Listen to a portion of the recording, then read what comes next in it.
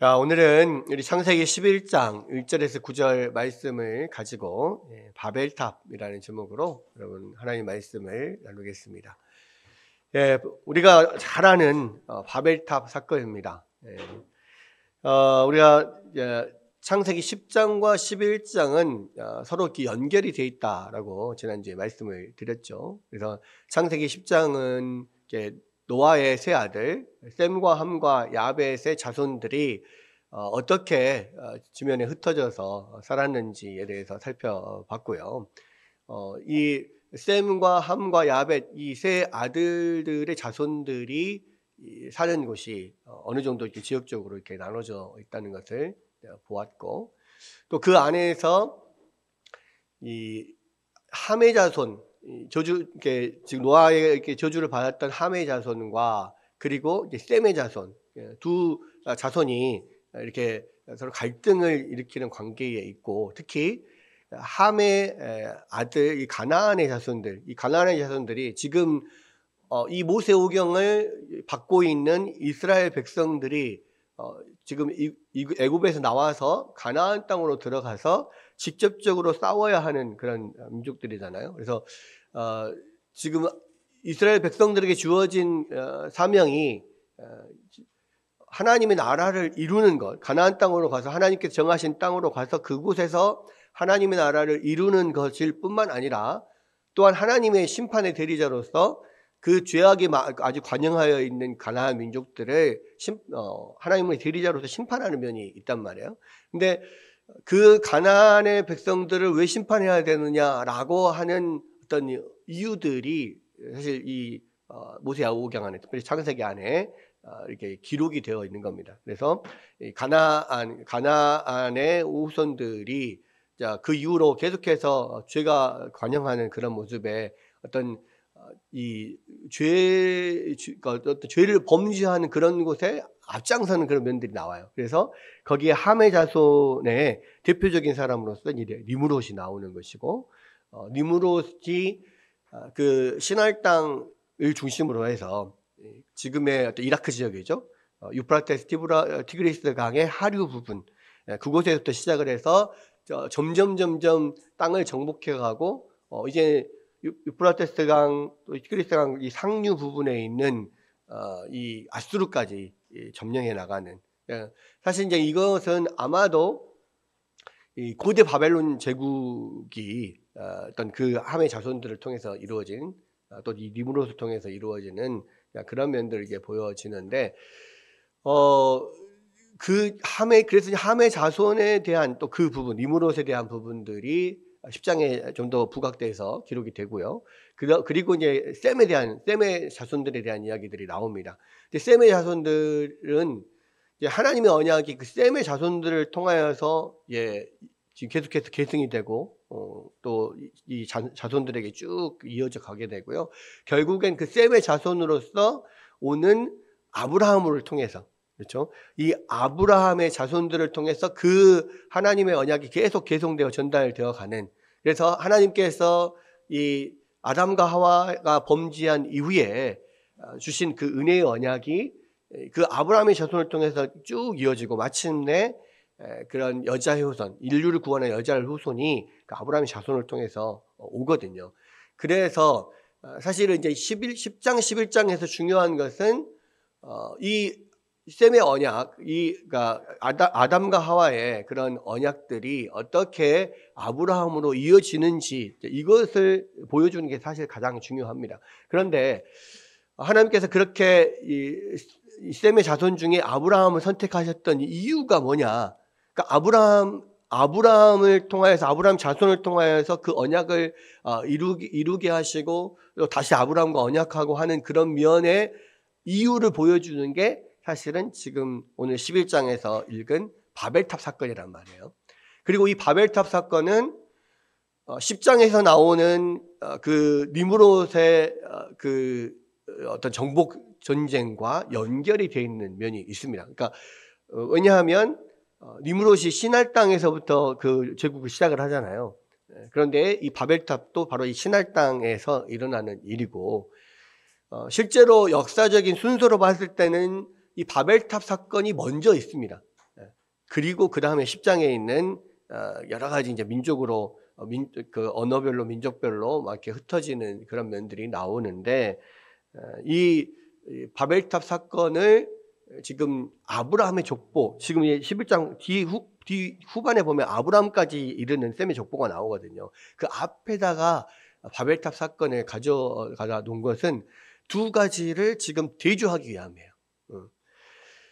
이제 그런 면들을 지금 이제 이 바벨탑 사건이 보여주고 있습니다. 그래서 우리가 바벨탑 사건 하면 제일 먼저 우리가 기억을 하는 것은 하나님께 자기의 이름을 높이고 하나님께 닿기 위하여서 이 탑을 쌓다가 하나님의 진노를 받아가지고 이게 탑이 무너지고 또 하나님께서 그들의 언어를 다 다르게 혼잡하게 섞게 만드심으로써 결국은 그 바벨탑을 쌓는 공사가 말이 안 통하니까 멈추고 흩어지게 됐다. 뭐 이런 이야기거든요.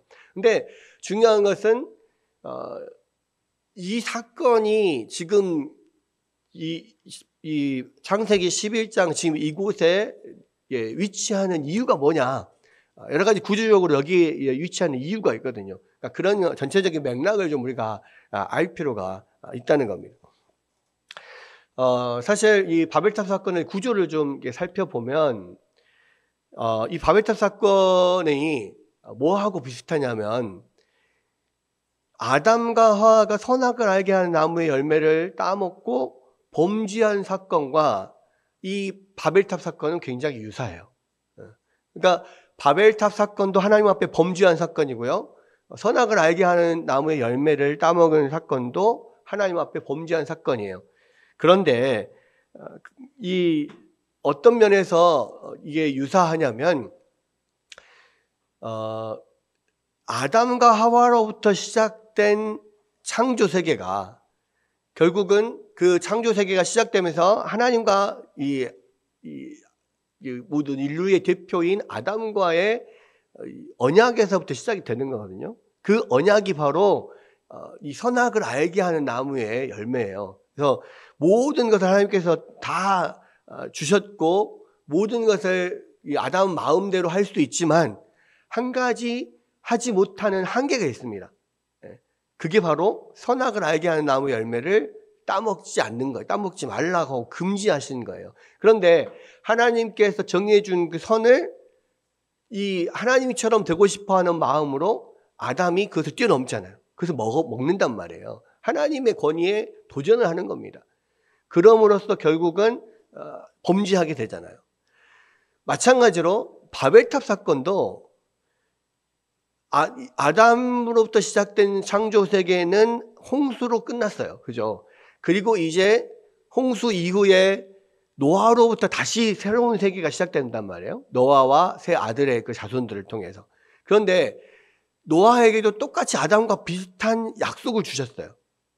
그 생육하고 번성하라, 땅에 충만하라고 하는 그런 축복도 주셨고, 그것 또한 그런 언약이기도 해요. 그래서 그것이 축복이기도 하지만 한편으로는 그들의 의무, 사명이기도 하거든요.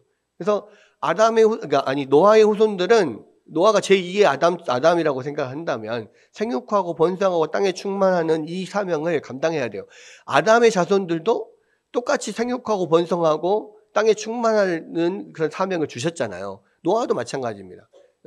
그런데 이 바벨탑은 뭐냐면 이 바벨탑을 쌓자라고 지금 이 사람들이 그 이야기를 한 것은 뭐냐면 하나님께서 온 세상에 퍼져서 생육하고 번성하고 땅에 충만하라고 하는 이 사명을, 이 명령을 자기들 스스로 어기는 거예요. 그 한계를 넘어가는 겁니다.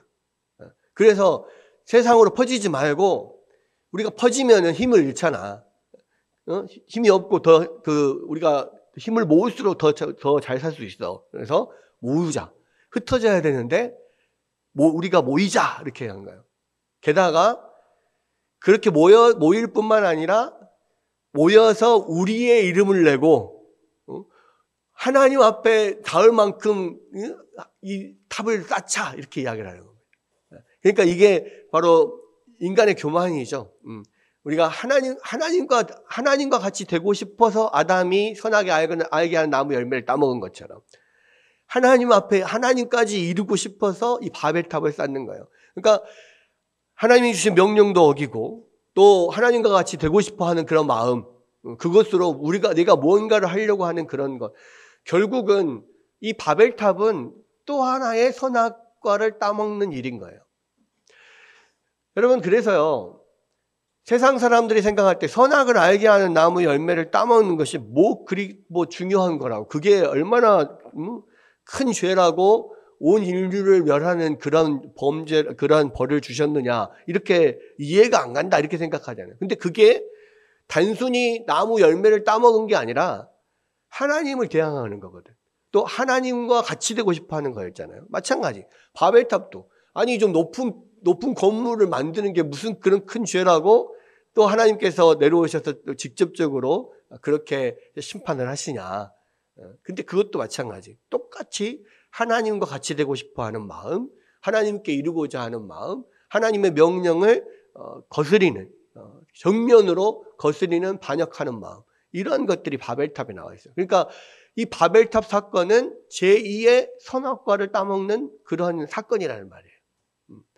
그렇기 때문에 이게 하나님께서 심판하실 수밖에 없어요. 그런데 선악을 알게 하는 나무 열매를 따먹었을 때는 사실은 정령 죽으리라고 하나님께서 완전히 멸망에 관한 말씀을 하셨거든요. 근데 이 바벨탑 사건에서는 그렇게 그들을 멸망시키지 않아요. 대신 또 그런 의도를 마음을 모으고 힘을 모아서 하나님 앞에 대적하는 이 일을 하지 못하도록 언어를 다 서로 다르게 만드셔서 흩어지게 만드셨죠. 그리고 그렇게 이 하나님의 명령대로 이제 민족별로, 언어별로 그렇게 온 땅이 흩어지도록 만드신 거예요. 그러니까 이것도 사실 하나님의 은혜가 거기에 들어있는 거죠. 죽어 마땅한 거예요. 근데 죽어 마땅하지만 하나님께서 심판을 하셔야 마땅하지만, 그러나 그렇게 하지 않으시고 그냥 그들을 자연스럽게 흩어져서 하나님의 사명을 감당하도록 만드신 거예요. 그것이 언어를 뒤바뀌고 언어가 서로 안 통하게 만드는 이 일로 하나님께서 그렇게 하신 거예요. 이것도 하나님의 은혜의 그런 일이었다. 은혜로 하나님께서 하신 일이었다. 이렇게 우리가 볼 수가 있습니다. 그래서 이제 사실은 이제 이 바벨탑 사건은요, 창세기를 두 부분으로 나눌 때 우리가 1장부터 11장까지가 첫 번째 부분이고 12장부터 50장까지가 두 번째 부분이거든요. 그러니까 이 바벨탑 사건은 첫 번째 부분의 마지막 사건인 거예요. 근데 그 첫 번째 부분의 마지막 사건이 왜 바벨탑이냐면, 하나님께서 이 세상 천지를 창조하시고 모든 것을 다 좋게 만드셨고, 그리고 그것을 인간에게 주셨는데 인간이 하나님과 같이 되고 싶어하는 마음으로 범죄하잖아요. 그럼으로써 결국은 멸망할 수밖에 없는 그러한 가운데 들어가요. 그런데 하나님이 은혜를 베푸셔서 바로 멸망시키지 않고 다시 기회를 주셔서 여자의 후손을 통하여서 인류가 구원받을 약속을 주시잖아요. 그렇게 해서 은혜를 베푸셔서 다시 시작하게 하셨는데, 또 그 사람들이 하나님 앞에 또 범죄해서 결국은 또 선악과를 따먹는 하나님께 대적하는 그런 바벨탑 사건을 또 일으켜요. 결국은 진짜 하나님이 멸망시켜야 마땅한데 하나님이 또 은혜를 주시는 거예요. 결국 이 사건을 통해서 1장부터 11장까지 지금 하고자 하는 이야기의 어떤 내용은 뭐냐면, 하나님이 우리 가운데 계속해서 그렇게 은혜를 베푸심에도 불구하고 여전히 인간들 안에는 소망이 없다라는 것을 보여주는 거예요. 인간은 계속해서 하나님께서 말씀하셨듯이 태어나면서부터 악함이라 그들이 계속해서 더 악하여져만 가는 것. 그들 안에는 스스로 자정작용이 없고 스스로 절제할 수 없고 통제가 안 돼요. 결국 하나님께서 그것들을 통제하고 하나님께서 그것을 이렇게 운영하시면서 마지막 여자의 후손이 태어날 때까지 하나님께서 그것을 인도하지 않으시면 안 된다는 것을 1장부터 11장까지 보여주는 거예요. 그리고 나서 이제 그 소망의 끈이 아브라함에게 이어지는 거죠. 그래서 이제는 인류 전체를 향하여 그런 여자의 후손을 통하여서 인류를 구원할 그 소망을 가지라고 그것을 붙잡고 살아가라고 해도 안 되잖아요. 그러니까 이제는 그 중에서 한 사람 셈의 계보 중에 아브라함을 친히 선택하셔서 하나님께서 이제는 강권적으로 아브라함의 자손을 통해서 여자의 후손을 이 땅에 보내실 그 사역을 하나님께서 이어가시는 겁니다. 인간 스스로에게는 그게 안 되니까요. 하나님께서 결국 그것을 강권적으로 이어가신다. 그것의 시작이 아브라함이고 그 아브라함 앞에 왜 아브라함의 선택이 필요했는가를 보여주는 게 이 마지막 바벨탑 사건이다. 이렇게 보면 됩니다. 이것이 이제 전체적인 맥락인 거예요. 그러면 이제 오늘 이제 바벨탑 사건을 조금 더 자세하게 좀 살펴보겠습니다. 11장 1절부터 보면 온 땅의 언어가 하나요 말이 하나였더라. 그렇게 돼 있죠. 여기서 보면 이 바벨탑 사건이 있기 전까지는 모든 우리가 쓰는 모든 말이 다 하나였단 말이에요. 또 민족이 하나였어요. 왜? 똑같은 셈과 함과 야벳의 자손, 또 노아의 후손이니까, 노아의 후손들이니까 당연히 같은 핏줄이고 민족이고 같은 언어를 썼단 말이에요. 그런데 이제 이 바벨탑 사건을 통하여서 각 종족별로 이제 언어가 달라지게 만드시는 거죠. 근데 이제 그런 우리가 생각을 해볼 수 있습니다. 그러면 처음에 노아 시대 이전까지, 그러니까 이 바벨탑 사건 이전까지 인류가 공통적으로 썼던 언어는 어떤 언어일까? 어떤 언어를 썼지? 라고 이게 생각을 할 수 있단 말이에요. 네, 우리는 사실 잘 몰라요. 어떤 언어인지는 뭐 안 나왔으니까. 그런데 많은 학자들이 추측을 합니다. 특히 이제 뭐 청교도 신학자인 존 오웬이 그 성경 신학에 보면 존 오웬은 이 언어가 히브리어였을 거다 이렇게 이야기를 해요. 왜냐하면 민족들이 다 나누어지고 난 다음에는 사실은 언어가 다르고 민족이 달라지면서 조상들 적부터 전해 내려왔던 여러 가지 하나님에 대한 신앙이나 어떤 신학 이런 것들이 언어가 달라지면서 그것이 끊어지고 바뀌어지는 그런 면들, 변질되는 면들이 있단 말이에요. 그런데 하나님께서 아담으로부터 시작해서 주셨던 그 조상들의 어떤 전통이 결국 셈의 후손, 아브라함의 후손을 통해서 쭉 이어지잖아요. 그래서 그런 어떤 그 아브라함으로 이어진 이런 계보 안에는 조상들로부터 구전되어 왔던 그런 하나님과의 언약이 그대로 보존되어 계승되어 오기 때문에 결과적으로는 그 언어가 그대로 계속 이어져 갔을 것이다. 셈의 계보를 통해서 아브라함의 계보를 통해서 그렇게 이어져 갔을 거다. 그래서 원래 그 우리가 썼던 전체의 언어는 히브리어였을 거다. 이제 이렇게 추측을 합니다. 근데 이제 뭐 알 수는 없죠. 명확하게 그것이 히브리어다 뭐 이렇게 말한 적이 없기 때문에. 그러나 이제 여러 가지 것들을 봤을 때 그렇게 이제 추측을 해요. 그래서 이제 이것을 전체가 하나였다라고 이야기를 하면서 2절에 보면 이에 그들이 동방으로 옮기다가 신할 평지를 만나서 거기에 거류하며 그랬어요. 그러니까 이들이 어디서부터 동방으로 옮겼냐? 아마도 지금 그 노아의 그 세 아들들이 이 홍수 이후에 정착했던 곳이 어디냐면 어디에 방주가 머무르게 됐어요? 아라랏산에 머무르게 됐단 말이에요. 그 아라랏산이 바로 이게 터키하고 아르메니아 그 접경 지역에 아라랏산이 있다고 그랬잖아요. 그 아라랏산으로부터 이제 밑으로 내려오면 동남쪽으로 이렇게 내려오면 그 지역이 이제 지금 현재 이라크 지역. 티그리스 유프라테스 강이 있는 지역이 아라랏산 밑에 지역입니다. 그래서 이제 아마도 여기서부터 동쪽으로 이렇게 내려왔다, 이렇게 생각을 하고, 대부분 이제 산 위에서 사는 것은 굉장히 척박하죠. 사람들이 살려면 대부분 그래서 물이 있어야 되기 때문에 어떤 큰 강 유역에서 많은 사람들이 모여서 살게 됩니다. 그러니까 이제 쭉 내려오다 보니까 이 티그리스 유프라테스 강 그 지역 그 부분에 굉장히 비옥한 그러한 토지들이 있고, 그러니까 거기에 다 모여서 야 우리 여기서 다 모여서 살자, 자 이렇게 되지 않았나 이런 생각을 하고요. 그리고 이제 사실은 동방으로 옮겼다라고 하는 이야기는, 성경에서 나오는 동방은 실질적으로 동쪽을 의미하기보다는 어떤 영적인 의미에서 동쪽이에요. 그러니까 동쪽은 항상 생명의 상징이라고 그랬잖아요. 그래서 동쪽으로 나갔다는 것은 꼭 생명을 향하여서 나아갔다라는 이야기예요.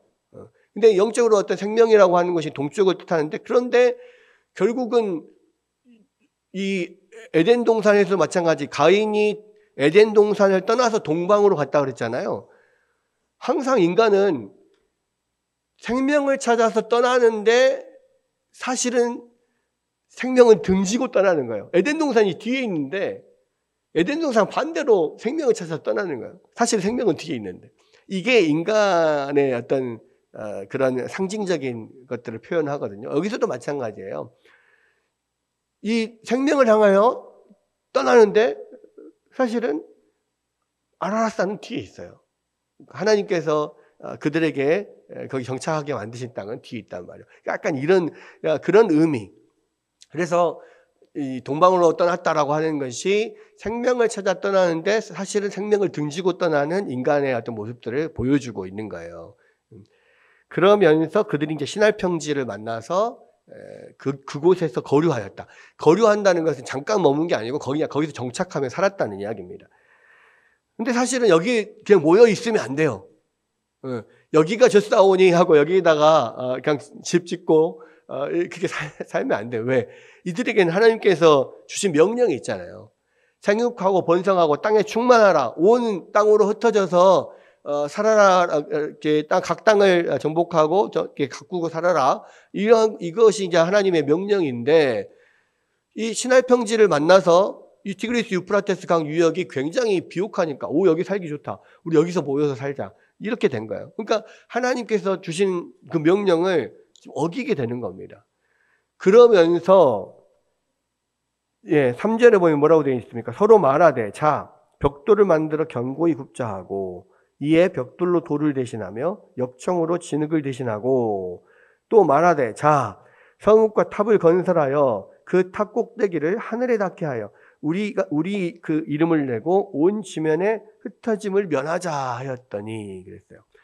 그러니까 이제 하나님의 명령을 어기고 그곳에 모여서 정착하고 사는 것뿐만 아니라 이제는 거기에 더 견고한 성을 쌓는 거예요. 견고한 성을 뭘로 쌓습니까? 이게 벽돌을 만들어서 견고히 굽자. 그러니까 지금 만약에 아라랏산 산지에 있었다면은 벽돌을 구울 필요가 없어요. 왜? 거긴 돌들이 많으니까. 돌들이 많기 때문에 그 돌을 채석을 해서 성을 쌓으면 되는 거거든요. 근데 시나이 평지로 내려왔잖아요. 거기는 평지는 강 유역의 비옥한 땅, 흙땅이잖아요. 그러니까 진흙 땅이기 때문에 돌이 별로 없어요. 그렇기 때문에 이것을 진흙을 가지고 벽돌을 구워서 만드는 거죠. 그러니까 지금 이스라엘 같은 경우도요, 그 대부분이 거기 유대 산지잖아요. 그렇기 때문에 거기도 돌이 엄청 많습니다.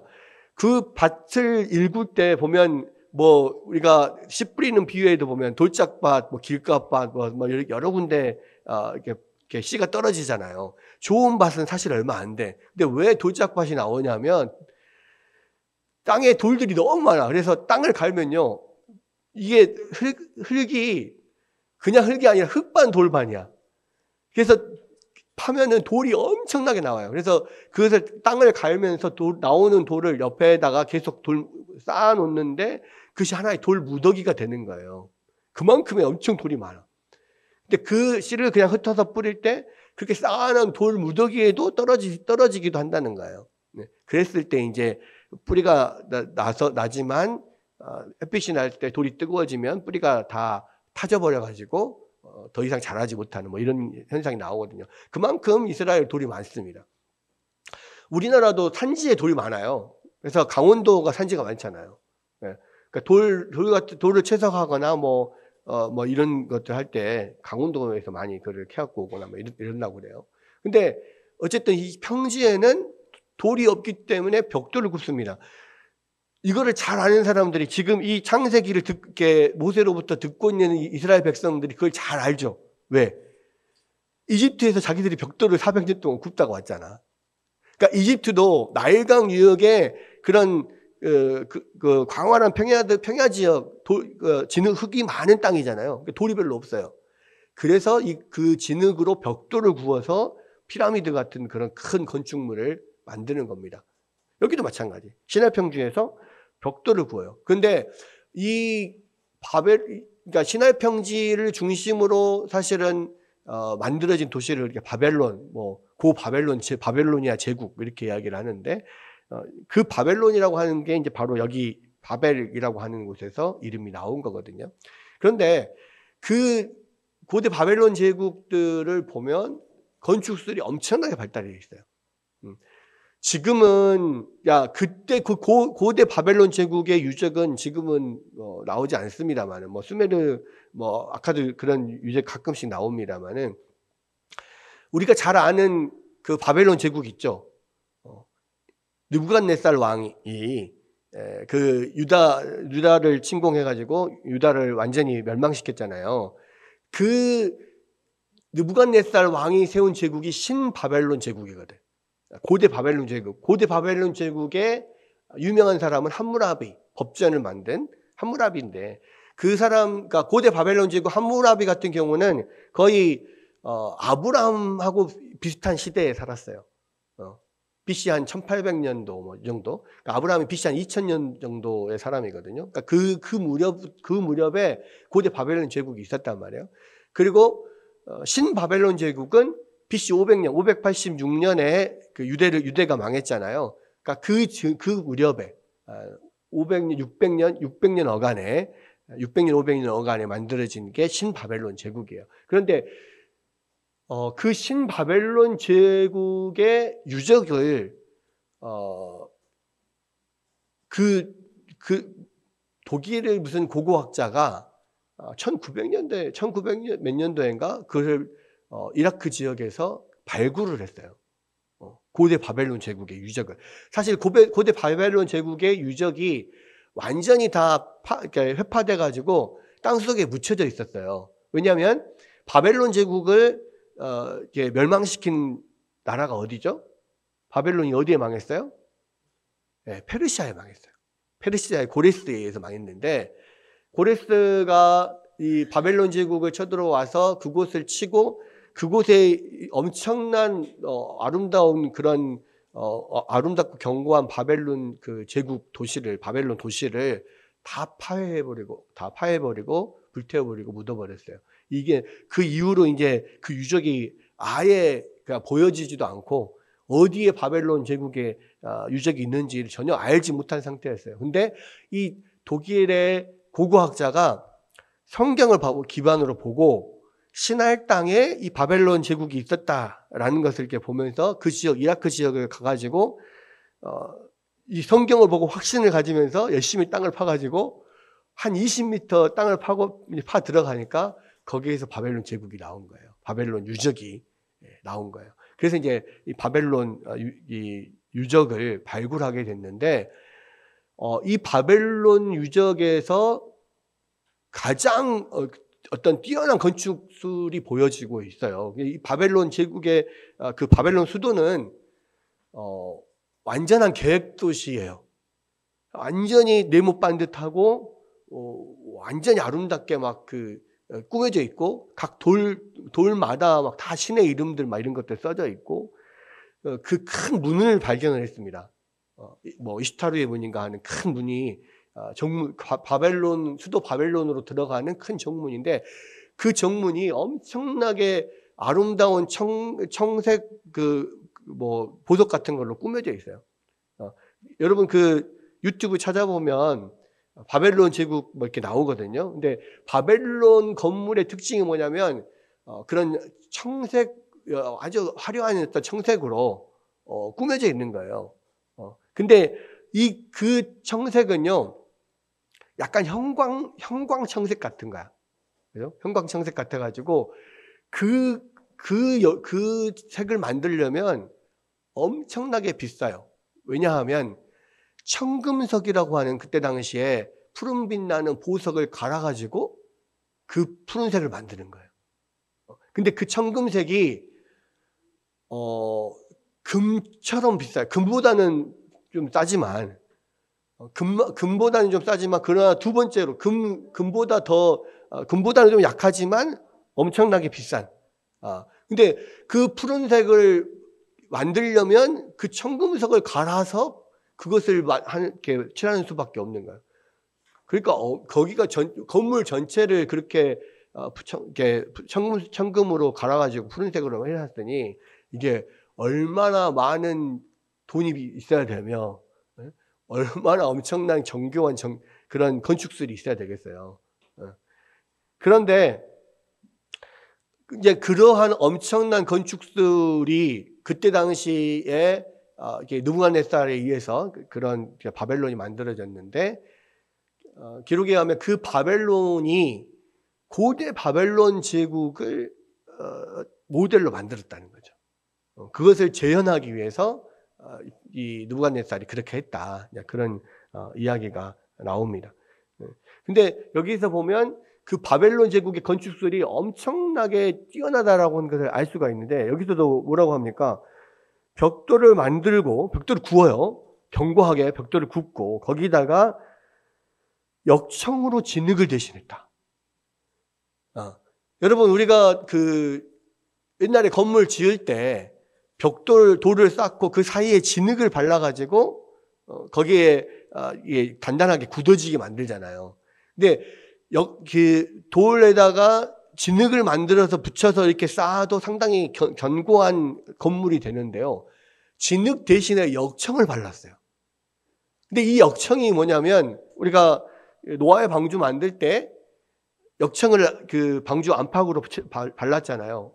왜 발랐냐면 그 역청이 바로 방수 기능을 하니까. 역청이 뭐냐면 땅에서 석유 나잖아요.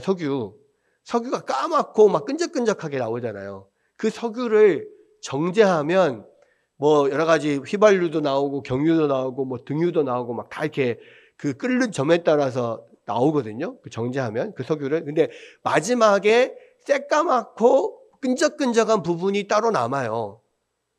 그 부분을 역청이라고 해요. 그게 뭐냐면 아스팔트예요. 아스팔트. 우리 도로 까는 아스팔트, 검은 아스팔트 있잖아요. 근데 그 아스팔트인데요. 그러니까 히브리어로 이 역청을 아스팔트라고 해요. 헬라어로 아스팔토스라고 하거든요. 그러니까 이 역청이 뭐냐면 방수 기능도 있고요. 굉장히 끈끈한 본드 역할을 하는 거야. 접착제, 강력한 접착제 역할을 하는 거야. 여러분 아스팔트 바닥에 깔아놓으면 그것이 마르면은 아주 단단한 도로가 되잖아요.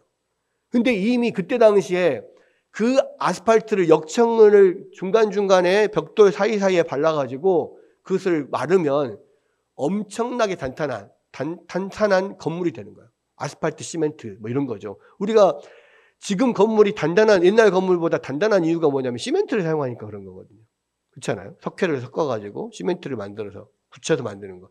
아스팔트를 굳혀서 만드는 거예요. 그러니까 엄청나게 견고한 단단한 건물이 되는 거죠. 근데 그게 이 고대에 이 바벨탑을 세울 때 그런 건축술을 사용했다는 거죠. 이거는 엄청난 기술이죠. 그러니까 그렇게 하면서 성읍과 탑을 건설했다고 했습니다. 근데 이 탑이 우리가 생각하는 그냥 에펠탑 같은 그런 탑이 아니에요. 성읍과 탑은 뭐냐면 시티 앤 타워거든요. 근데 그러니까 이 성읍도 사실은 이 사람들이 거기 안에 살려고 사는 그런 성읍이 아니라 느부갓네살이 세웠던 바벨론 그 도시도 사실은 사람이 살려고 만들었다기보다는 하나의 거대한 신전인 거예요, 이게. 하나의 거대한 신전이고 그 가운데에 이런 높이 올라가는 탑 같은 것이 있어요.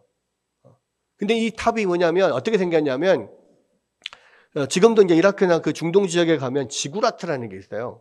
지구라트. 그게 뭐냐? 이집트의 피라미드처럼 이렇게 네모 반듯하게 생겼는데 점점 위로 올라가면서 맨 위에가 제단이 있어요. 신에게 드리는 제단. 그리고 가운데는 계단이 쭉 있어가지고 계단으로 올라가서 그런 신전에 이르는 거예요. 그래서 이 지구라트는 보다 신에게 가까이 나아가서 신에게 가까이 가서 그 신에게 제사를 지내고자 하는 그런 마음으로 만든 하나의 어떤 그런 이 제사용 건물인 거예요. 신전과 같은 제사용 건물인 거죠. 그래서 이 바벨론 그 고대 바벨론 제국을 이번에 발굴한 것들을 보면 지금 그 도시 안에는 그 지구라트가 없었지만 그 근처에 큰 지구라트를 발견을 했는데 그게 얼마나 크냐면 가로 세로 높이가 90m예요. 엄청난 거의 100, 가로 세로 높이가 거의 100m 가까이 되는 그러한 거예요. 근데 그게 고대 바벨탑의 어떤 바벨탑을 재현한 그러한 거다라고 하는 그런 어떤 비석들이 나왔어요.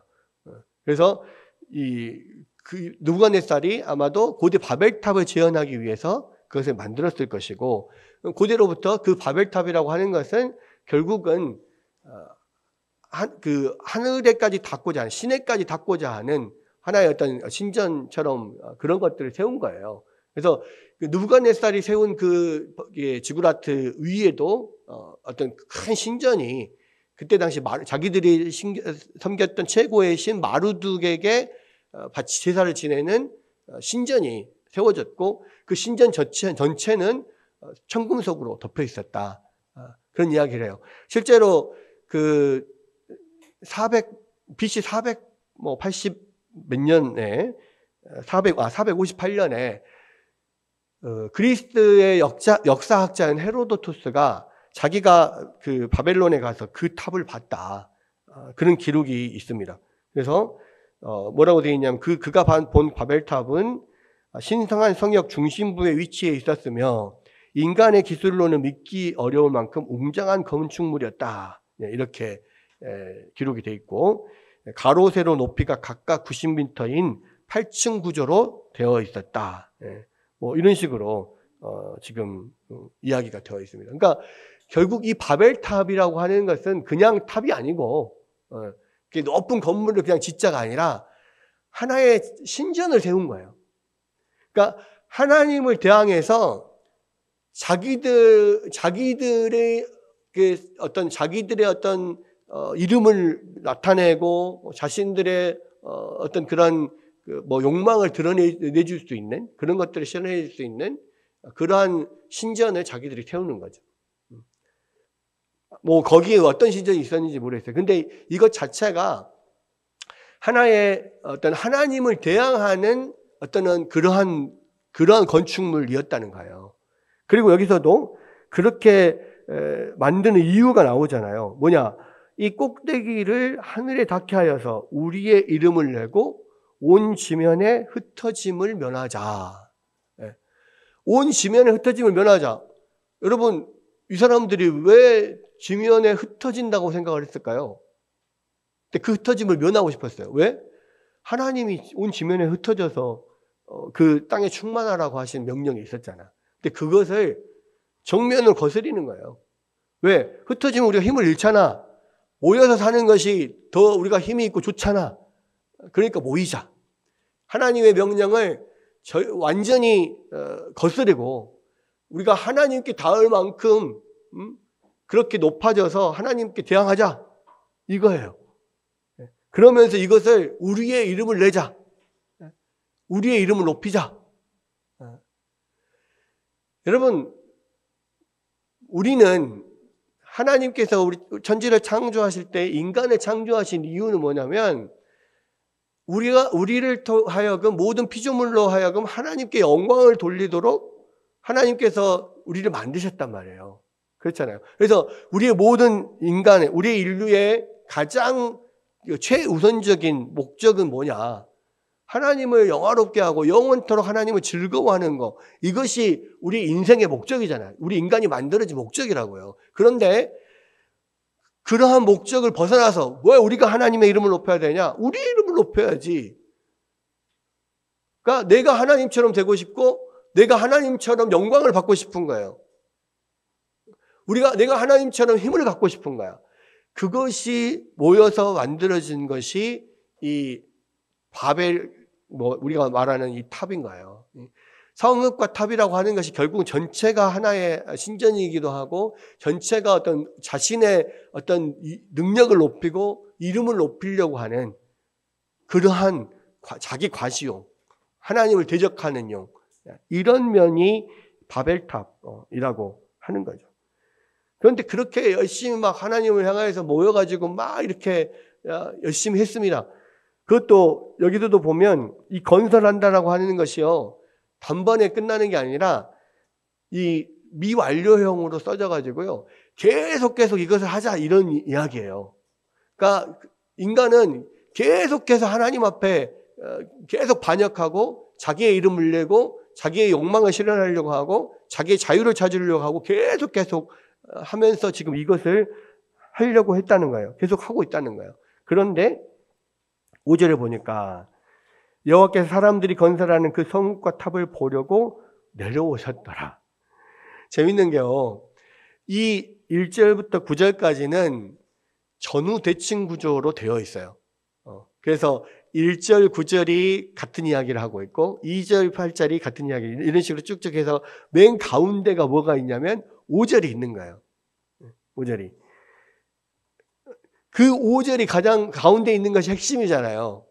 근데 이 전체 내용의 핵심이 뭐냐면 여호와께서 사람들이 건설하는 그 성과 탑을 보려고 내려오셨더라 해요. 이게 뭔 말이냐면 사실은 그 지상 아까 지금 그 고고학에서 발굴된 어떤 그 탑의 크기가, 바벨론에 있는 중심 탑의 크기가 자기들이 바벨탑을 어떤 모델로 했다라고 하는데 가로 세로 높이가 90m인 건물이라고 그랬잖아요. 여러분 이 90m 높이가 90m인 건물이 상당히 높습니다. 여러분 아시죠? 네. 이 엄청나게 높은 거예요. 근데 지금 지금에도 사실은 90m다라고 하면 각 층을 예를 들어서 우리가 지금 3m로 보면은 거의 30층 높이잖아요. 그죠? 그러니까 엄청나게 높은 건물이에요. 여러분, 우리가 사는 아파트들 30층 넘는 아파트 별로 없죠. 많이 높아도 20몇 층. 제가 광주에서 30층 넘어가는 아파트는 본 적이 없는 것 같아요. 그러니까 지금도 이 시대에도 30층 이상의 높은 건물을 세우기가 어려워요. 쉽지 않아요. 네. 몇 개 안 된다고. 그렇죠? 근데 그때 당시에도 엄청나게 높은 건물이었어. 그게 지금 몇천 년 전입니까? 그래서 사실은요, 이 사람들이 그렇게 높은 빌딩을 만들려고 하니까 견고한 벽돌을 만들고 역청을 바르고 그렇게 한 거예요. 왜? 건물이 높으면 높아질수록 이게 올라가다가 넘어지기 쉽거든. 그래서 기록에 의하면 느부갓네살도 처음에 이거를 지구라트를 만들 때 자기 아버지부터 시작을 했대요. 근데 처음에는 밑 바닥을 가로 세로 25m 정도로 만들었는데 그것을 쌓아 올라가다 보니까 무너져 버렸어. 더 이상 못 올라가요. 그래서 그 다음에 또 다시 한번 밑면을 또 넓혔대요. 한 60m 이 정도. 근데 그것도 하다 보니까 안 됐어. 결국엔 마지막에 90m까지 넓혀서야 이렇게 밑에가 더 안정적이 되니까 더 이게 올라갈 수 있었다. 그래서 막 건축을 완성할 수 있었다. 뭐 이런 기록이 있어요. 그러니까 그만큼 높이 올라가려면 밑 바닥도 튼튼해야 돼요. 그러니까 역청을 사용해서 막 그렇게 단단하게 계속 쌓아 올라갔던 거예요. 근데 자기들은 그때 당시에는 상상도 할 수 없는 엄청난 높은 건물을 지금 만들었잖아요. 그렇게 만들다 보면, 와, 저 하늘까지 닿을 수 있겠다. 우리가 하나님까지 우리가 갈 수 있겠다. 하나님만큼 높아질 수 있겠다. 뭐 이런 생각을 하고 지금 만든 거예요. 그런데 하나님은 공중에서 도대체 너네들이 뭐 하냐? 위에서는 보이도 안 해. 이게 도대체 뭐 하는지. 그러니까 밑에까지 내려와서 봐야 보이는 거예요. 인간들은 엄청나게 높은 건물을 막 짓는다고. 이게 막 하나님, 우리의 능력이 이제는 하나님까지, 하늘까지 닿는 능력을 우리가 갖게 됐다 하면서 막 자기들은 좋아하는데, 하나님은 위에서 안 보이니까 밑에까지 내려와서 봐야 되는 거야. 그러니까 이게 얼마나 지금 인간의 그런 마음이 하나님 앞에 얼마나 어리석은지 보여주고 있는 거예요.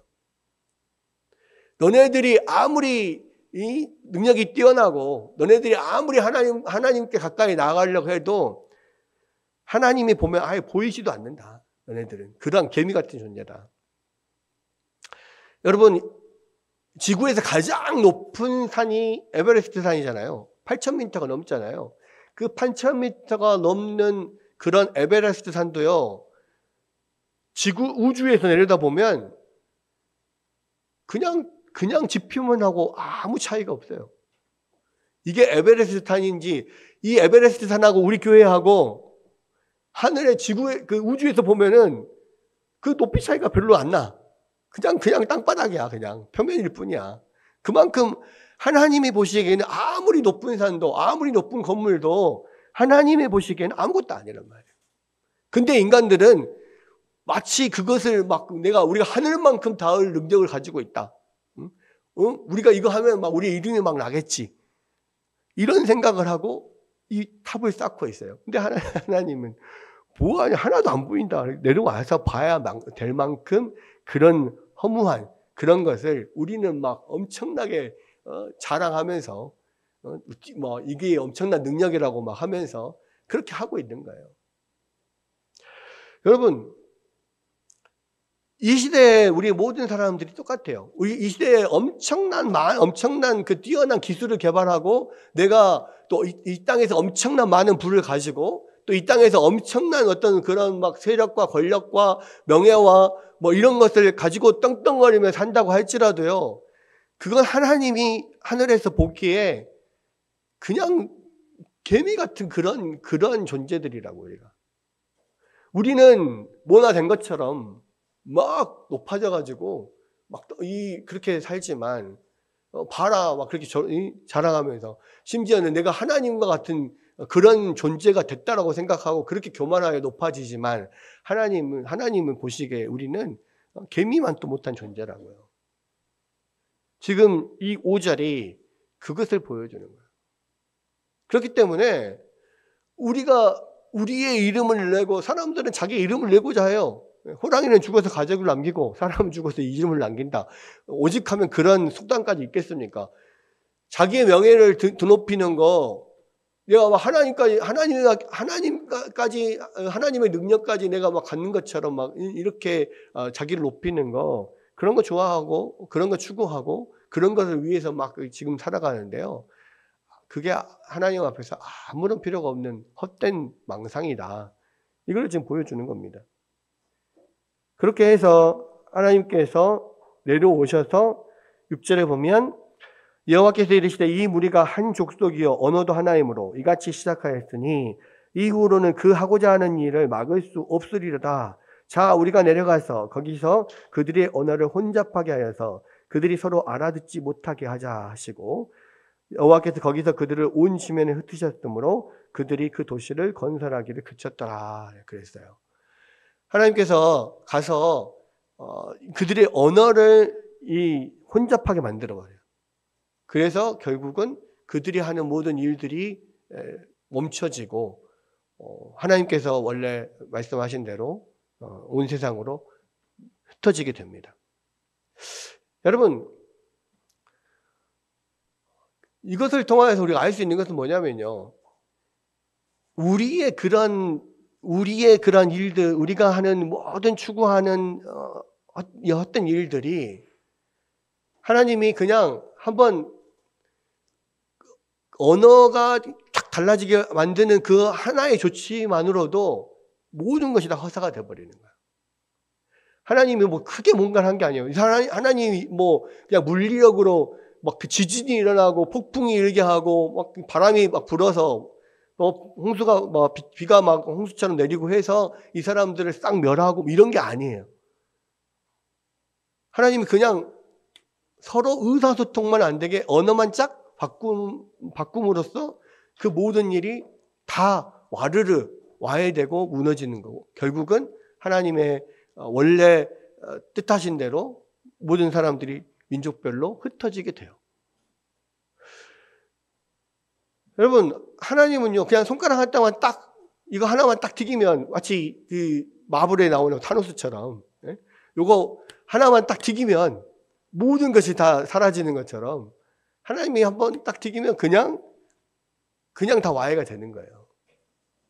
그 언어 하나 바뀌는데 다 끝나는 그런 면들을 보여주고 있고요. 그리고 이것이 결국은 또 하나님의 은혜예요.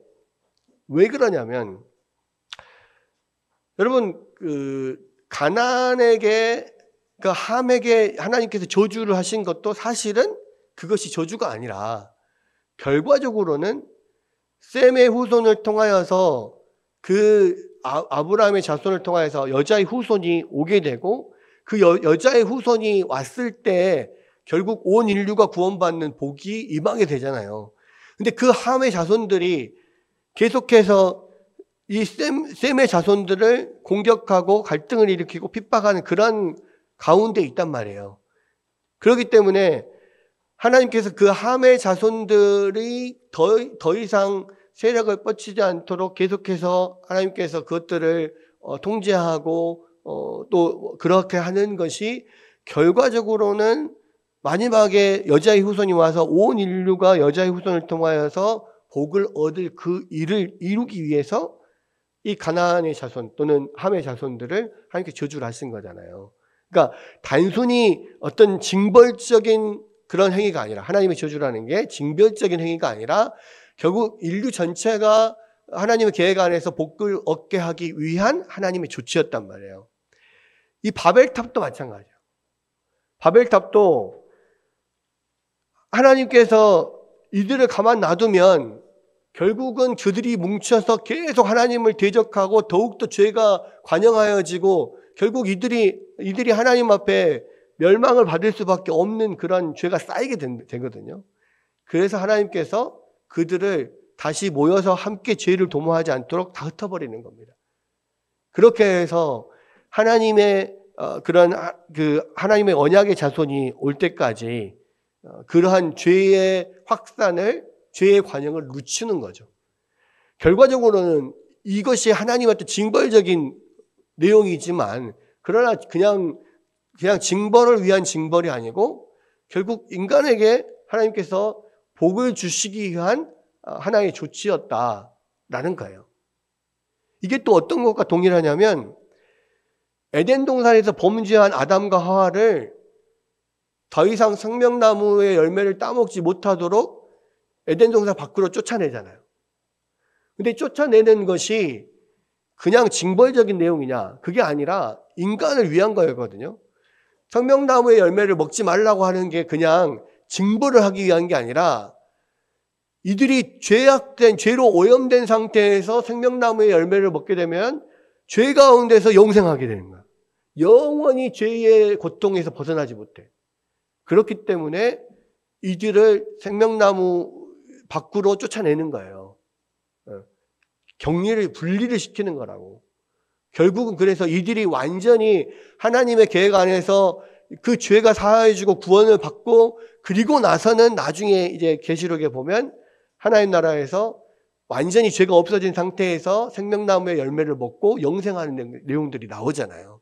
그러니까 단순히 영생하지 못하도록 하기 위해서 쫓아내는 게 아니라 이들이 죄 가운데 거하면서 영생하는, 그것도 결국 영벌이거든요. 그래서 영벌을 받지 않도록 우리 인간을 위해서 쫓아내는 거예요. 바벨탑에서도 똑같은 거예요. 똑같이 바벨탑을 짓는 것을 멈추고 다 모여있던 것을 흩어지게 만드는 것이 이 범죄한 그 아담과 하와를 에덴 동산에 쫓아내는 것과 똑같아요. 결과적으로 이게 모든 거냐, 뭐냐면 다 하나님의 은혜의 행동이라는 거죠.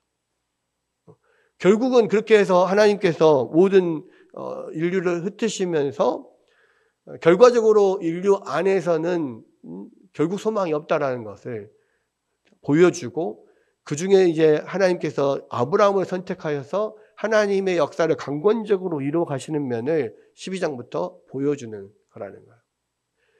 결과적으로 이 바벨탑이 우리 가운데 보여주는 건 뭐냐면, 하나님은 계속해서 우리에게 은혜를 베푸시고, 우리는 계속해서 하나님 앞에 범죄하고, 이것들이 계속되어 가는 거야. 근데 하나님은 우리가 계속해서 범죄하고 있지만 하나님께서 계속 참으시고 그것들을 하나님의 뜻 가운데서 경영하시면서 하나님의 은혜를 베푸시면서 우리를 구원하실 이 계획들을 이루어 가고 계신다는 거예요. 지금도 마찬가지입니다. 지금도 많은 곳에서 죄악들이 관영하고 넘치고 또 그 범죄한 사람들이 즉각 심판을 받지 않고 아직도 계속 남아있고, 오히려 그 악한 사람들이 더 흥한 것 같고, 이런 거 볼 때 사람들은 왜 하나님이, 공의의 하나님이 저들을 가만 놔두시나, 왜 하나님의 자녀들이 핍박받게 하시나, 막 그런 생각을 해요. 그런데 결국에는 그런 모든 것들이 하나님의 완전한 뜻, 완전히 모든 인류가 하나님 앞에서 완전히 구원받고 또 하나님의 뜻이 온전히 이루어져서 인류가 진짜로 참된 행복과 영생에 들어가도록 하나님께서 만드시기 위한 하나의 큰 그림 안에서 어떤 것들은 놓아두시고 어떤 것들은 이끌어 가시고, 이렇게 하나님께서 하시는 거란 말이에요. 여러분, 그래서 우리가 해야 될 것은 뭐냐면, 우리가 하나님의 큰 뜻을 다 알 수는 없어요. 그 모든 것을 자세하게 다 알 수는 없지만, 그러나 분명히 우리가 알아야 될 것은 뭐냐면, 하나님은 선하시고, 하나님 우리를 사랑하시고, 하나님은 하나님의 백성들이 계속해서 은혜를 베풀고 계신다는 거예요. 그리고 그 모든 선과 악이 모든 것이 합력하여서 하나님의 뜻을 이루어가고 계신다라고 하는 것을 우리가 이 바벨탑을 통해서 기억해야 됩니다. 우리가 아무리 힘써서 하나님 앞에 대적하고 막 우리가 큰 뭔가를 해서 우리가 하나님과 같아지는 존재가 되는 것 같지만, 하나님이 저 하늘에서 보면요, 개미만도 못한 그런 존재들이에요.